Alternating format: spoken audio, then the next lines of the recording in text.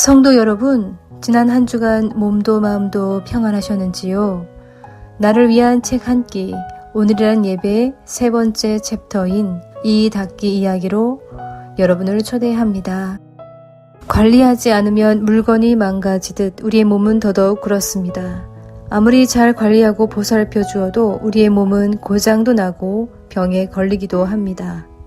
우리는 끊임없이 몸을 돌보는 데 많은 시간을 사용하고 있지만 가끔씩 그 일이 대수롭지 않은 일인 것처럼 여기는 경향도 있습니다.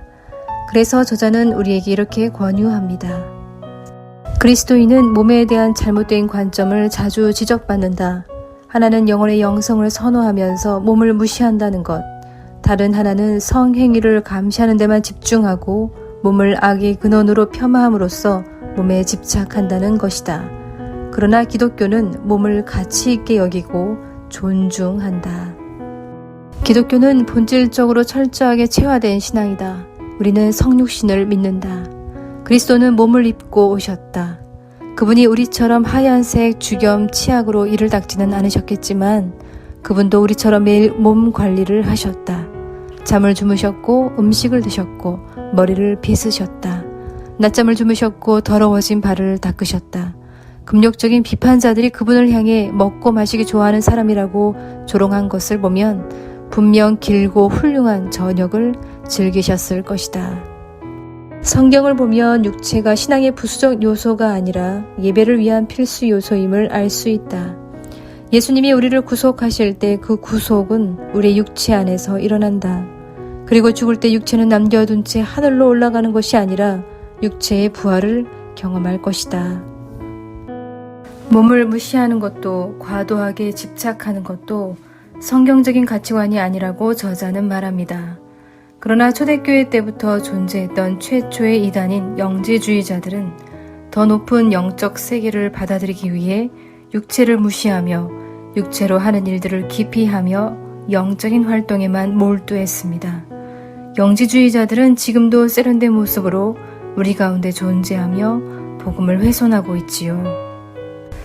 영지주의에서 이 닦기, 샤워하기, 손톱받기는 영혼이 순수하게 영적인 삶에만 몰두하는 것을 가로막는 귀찮은 방해물일 뿐이다. 그러나 그리스도 안에서 이러한 육체적 일과는 하나님의 선한 창조에 대한 응답이다. 내가 닦는 이, 내가 씻는 몸, 내가 깎는 손톱은 인간의 몸을 거부하지 않으시는 사랑이 많은 창조주가 만드셨다. 그분은 우리를 향해 모든 면에서 참 좋다고 선언하셨다. 창세기를 보면 타락 이후 아담과 하와는 벌거벗은 자신들을 보고 몸을 가리기 위해 하나님과 서로에게서 숨기 위해 애쓴다. 몸이 있다는 것은 기쁨과 즐거움의 원천이지만 때로 당혹감을 주기도 한다. 그런데 하나님은 그 모든 것 안으로 들어오셨다. 그분은 아담과 하와의 수치심을 피하지 않으시고 그것을 오히려 덮으셨다. 하나님은 성육신을 통해 육체의 아름다움과 경의뿐 아니라 그것의 수치심으로도 들어오셨다. 그리스도께서 육체를 지닌 삶과 죽음 그리고 부활 때문에 그리스도 안에 있는 우리는 그리스도를 옷으로 입을 수 있게 되었다. 아담과 하와가 무화과 나뭇잎으로는 가리지 못했던 몸의 수치, 궁극적으로 죄의 수치는 그리스도 안에서 영구히 해결되었다. 놀라운 복음의 소식입니다. 우리가 우리의 몸을 가치 있게 여기고 존중히 여겨야 하는 이유는 분명해졌습니다. 하나님이 구원하시는 영역에서 우리의 몸은 배제되지 않습니다. 하나님이 돌보시고 아끼시고 사랑하시는 대상 중에는 우리의 몸도 있습니다. 우리 그리스도인은 스스로 인간이 되심으로써 체화된 인간성을 발끝까지 완벽하게 껴안으신 하나님을 믿는다. 그리스도가 몸을 입으셨기에 우리도 몸을 돌본다. 이 일은 예배나 제자도 같은 진짜 일을 위해 의미 없이 하는 당위적 관리가 아니다. 아무리 평범하더라도 우리의 몸을 돌보는 이 작은 임무는 신비하게도 육신이 되신 우리의 창조주께서 우리의 몸을 훌륭하게 만드셨고 세포와 근육과 조직과 치아 이 모든 것을 통해 드리는 예배를 받으시기에 합당하다는 체화된 고백으로서 행해진다. 그러하기에 우리는 우리의 몸이 어떻게 예배의 처소가 되는지, 우리 몸으로 드리는 예배의 실천을 통해 배울 수 있다. 우리 문화는 여러 가지 음란물과 성적 충동을 일으키는 광고의 급증을 통해서 몸을 1차적으로 정복이나 쾌락의 수단으로 이해하도록 우리를 훈련시킨다. 그러하기에 교회가 우리 몸의 존재 이유를 가르치지 않는다면 분명 우리의 문화가 우리와 우리의 자녀들을 가르치게 될 것이다. 만약 우리가 육체를 지닌 존재로서 하나님을 예배하고 몸이라는 좋은 선물을 돌보며 그리스도인답게 사는 법을 배우지 않는다면 우리는 거짓 복음, 다른 몸의 예전을 배우게 될 것이다. 성도 여러분, 우리 사회는 우리의 몸을 낭비하게 하고 허비하게 하거나 지나치게 집착하게 하는 몸 중심의 사회라고 말해도 과언이 아닙니다. 그러하기에 우리의 몸을 하나님이 창조하신 목적대로 사용하려면 우리의 몸이 하나님을 예배하도록 설계된 목적이 있다는 것을 기억하면서 조금 더 민감해져야 할 것 같습니다. 거울을 들여다보면서 우리의 몸에서 부족하거나 잘못되었다고 느끼는 것들을 세세히 따져보기는 쉽다. 그러나 우리는 우리 몸을 선물로 보는 습관을 들여야 하고 하나님이 우리를 위해 만드신 몸, 그분이 사랑하시며 언젠가 구속하셔서 온전케 하실 그 몸 안에서 기뻐하는 법을 배워야 한다. 세면대 앞에서 이를 닦으면서 거울에 비친 내 모습을 볼 때 나는 그것을 축복의 행위라고 생각한다.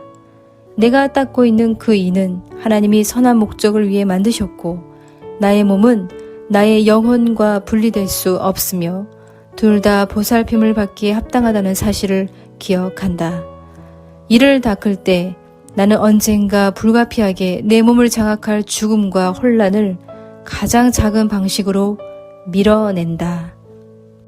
나는 먼지를 털어내는 먼지다. 그러나 나는 먼지만은 아니다. 하나님은 흙으로 사람을 빚으실 때 우리 안에 우리의 입술과 이 안으로 그분의 숨결을 불어넣으셨다. 그래서 나는 내 육체의 타락성에 맞서 싸울 것이다. 나는 내 몸이 거룩하며 그것을 돌보는 일은 거룩한 행위임을 알기에 최선을 다할 것이다. 나는 내 몸이 모든 깨어짐 속에서 사랑받고 있으며 언젠가 부활하신 그리스도의 몸처럼 영광스럽게 되리라는 진리를 붙들 것이다. 그렇기에 이 닦기는 비언어적 기도, 장차 올 소망을 붙드는 예배의 행위이다. 성도 여러분, 오늘의 나눔은 어떠셨는지요? 우리의 몸은 하나님이 창조하시고 돌보시고 구원하시는 대상이며 우리 몸의 아주 작은 행위들도 예배의 행위가 될 수 있다는 것을 오늘 내용을 통해 저도 알게 되었습니다. 돌아보면 우리는 자신의 몸에서 제일 돌아보지 못한 몸의 일부가 있을 것 같고요.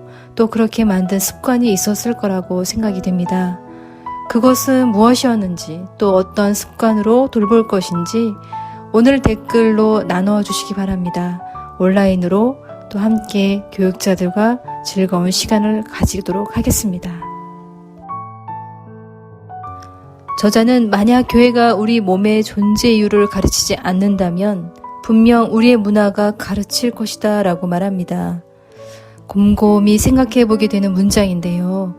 우리의 가족이나 우리의 자녀들에게 우리 몸의 존재 이유를 지혜롭게 가르칠 수 있는 방법을 주님께 구하고 한번 실행해 보는 것은 어떨까요?